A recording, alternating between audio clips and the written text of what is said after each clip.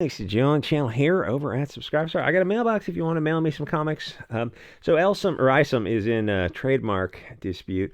What happened is Isom is the name of a comic series, but there is unfortunately a pre-existing claim to the name from a Christian ministry group. So here's the thing: things don't happen in a vacuum. You're operating in an environment, and there's a lot of variables that you have to be cognizant of, and the optics is key. It's not necessarily about winning battles that you think you can win, but if in while you take part in the fight of the battle, and even if you win it or lose it, it doesn't matter. But just fighting it costs you more than if you had just kind of portrayed yourself as not the bigger man, but as just a reasonable, kind-hearted person, and conceded some ground so you could move around the problem and just keep moving forward. It's like there's a lot of variables. You have to just keep your eye on all the variables about how people, like every discussion you have in the comment section. Like, I'm a very careful, because nuance is lost in text, and people are, I mean, for a channel like this, it doesn't matter, I know, but the hubris, right? But if you're bigger channels, bigger social media figures, people have eyes on these conversations and how you're putting yourself out there. So you have to very carefully control the public perception, because a lot of this is a good faith type of vibe of you're selling stuff to people, and a lot of it is that they simply like you. People send stuff to you because they like you. That's or they support what you're doing, but like they have to think that you're a nice person. And luckily, in my case, I very much am a nice person. Thanks to everyone who sends me stuff. I'm saying that it's like there's that going on, and like most people, once you get past a certain age, you're very well aware of that it's just nice. It's easier to be nicer to people, for its own sake. Just it's easier to be nice than to be argumentative over every little thing. So the optics of this are not too good for Eric July, and if I was in his shoes and I didn't do a trademark search for Isom, and then this Christian group shows up with a very clearly pre-existing claim, and my character has a cross on his belt, I would just find a way to settle the case, or to settle their cause of action, just assuming that their settlement offer was going to be reasonable and they weren't trying to bankrupt the company. Because it's not about winning or losing this one issue, which it looks like a losing issue if this article, I'm only going on the facts of this article could be way off base. It's about how your audience perceives you watching you. And they want to see that, oh, he's such a reasonable guy. He tried to make things right as fast as possible, offered to change the name going forward, offered a small settlement or a donation to their charity or something like that. It's like you want to have it out in the public so it doesn't look like this ministry series is trying to bankrupt you. You want to put them in the position of that their settlement offer has to be reasonable, because yours is a small growing business. You made an honest mistake in the beginning, but if it's as is portrayed here, then that's a little bit of negligence. You didn't act as a reasonably prudent person under similar circumstances would have acted by not doing a word search beforehand. So you want to put it out in the public so it forces the ministry series to be reasonable and accept the apology as a part of your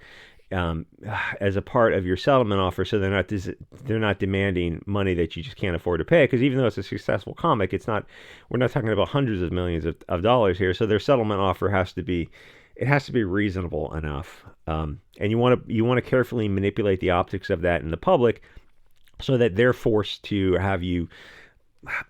not to demand something that's absolutely going to destroy you, because you always want to look like you're just the most reasonable person, because it looks like you actually did make a mistake. This happens.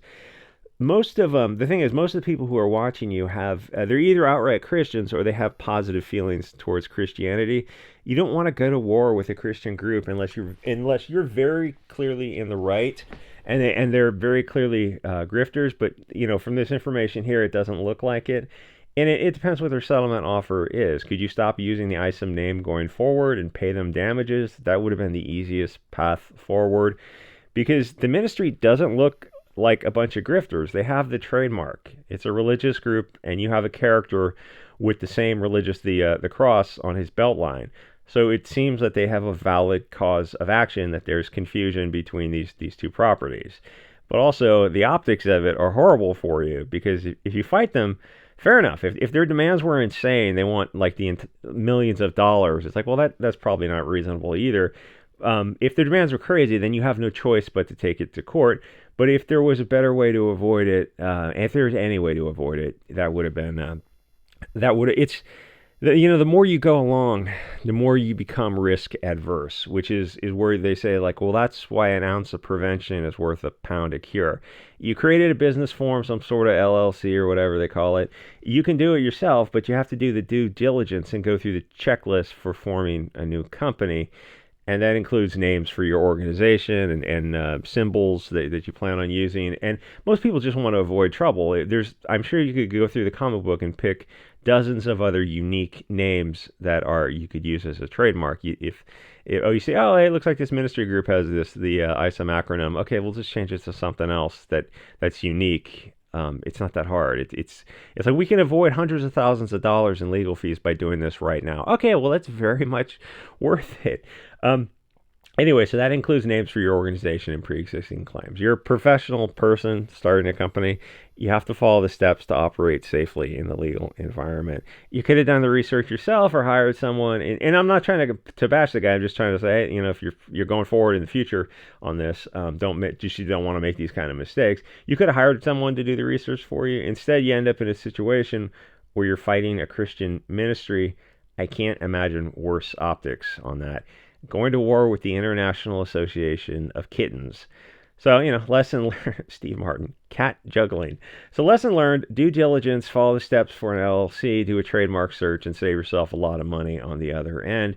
It sucks to make mistakes, but it happens to everyone. The thing is, how do you respond to the mistake? Well, you don't keep making the mistake. You don't keep doubling down and looking. You don't want to look petty online. You always want to look like you're just trying to be the reasonable, calm person who wants to make this right for everyone involved. You have the utmost respect for this. I'm trying to say, it's like you gotta, it's a lot of optics is playing a game. The thing is, it's easier when you're a generally nice person who's not petty.